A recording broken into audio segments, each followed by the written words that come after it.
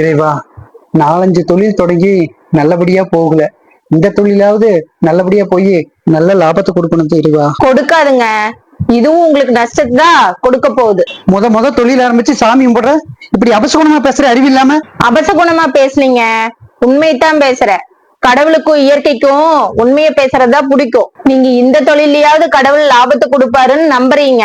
இதுலயும் உங்களை கடவுள் ஏமாத்ததான் போறாரு. ஏன் கடவுள் இதுலயும் உங்களை ஏமாத்துவாருன்னு சொல்றேன்னு பாக்குறீங்களா? இந்த 6 வருஷமா கார்த்தியனவன் நீங்க ஏமாத்திட்டு இருக்கீங்களே, அதனாலதான். உங்களுக்கே மறந்துடுச்சுல்ல, நல்லா ஞாபகப்படுத்தி பாருங்க. ஒரு 6 வருஷத்துக்கு முன்னாடி ஒரு நாள் திடீர்னு எனக்கு உடம்பு சரியில்லை. நம்ம கையில அன்னைக்கு சுத்தமா பணமும் இல்ல. அந்த சூழ்நிலையில கார்த்தி அண்ணாவுக்கு போன் பண்ணீங்களே, நைட் 10 மணிக்கு நம்ம வீட்லயே கொண்டு வந்து 10,000 ரூபாய் பணம் அந்த அண்ணா குடுத்துட்டு போனாங்களே, ஞாபகம் இருக்கா? கார்த்தி, கார்த்தி, என் ஒய்ஃபுக்கு திடீர்னு நல்லா கார்த்தி, ஹாஸ்பிட்டல் கூட்டிட்டு போகணும். என் கையில ஒரு பைசா இல்ல கார்த்தி. நைட்டு 10 மணி ஆயிடுச்சு. இனிமேல யாருகிட்டயும் கேட்க முடியல கார்த்தி. எப்படியாவது கடவுளாட்ட எனக்கு ஹெல்ப் பண்ணு கார்த்தி, பிளீஸ் கார்த்தி. அண்ணா பதறாதீங்கண்ணா, என் ஒய்ஃபு குழுவில் எடுத்த 10,000 ரூபாய் இருக்கு, நான் இப்பவே கொண்டுட்டு வரேங்கண்ணா. நீங்க கார் ரெடி பண்ணுங்க. ரொம்ப நன்றி கார்த்தி, ரொம்ப நன்றி கார்த்தி. நான் ரெடி பண்றேன், கார் ரெடி பண்றேன் கார்த்தி. கொண்டு வா கார்த்தி, பிளீஸ் கார்த்தி. அப்போ அந்த பணத்தை நீங்க வாங்கினதோட சரி, திருப்பி கொடுத்தீங்களா?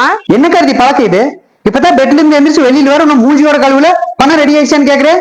நான் என்னங்க பணம் அச்சடிச்சு ரெடியா வச்சுட்டு எடுத்தாந்து ஒண்ணு கொடுக்க, இனிமேதான் ரெடி பண்ணி கொடுக்க முடியும். ஏன்னா தினம் தானே இப்படியே கேட்டு இருக்கிற நீ. அந்த அண்ணாவும் உங்ககிட்ட கேட்டு கேட்டு சலிச்சு போய் கேக்குறதையே விட்டுட்டாங்க.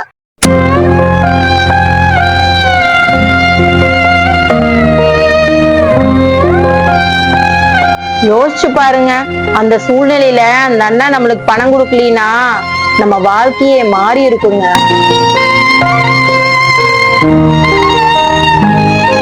நீங்க மட்டும் இல்லைங்க, 6 அறிவு படைச்ச மனிதர்களோட குணமே, பசிக்கு ஒருத்தவங்க சாப்பாடு கொடுத்தாங்கன்னா அந்த சாப்பாடு தொண்டைக்குள்ள போறதுக்கு முன்னாடியே கொடுத்தவங்களை மறந்துடுறோம் இல்ல.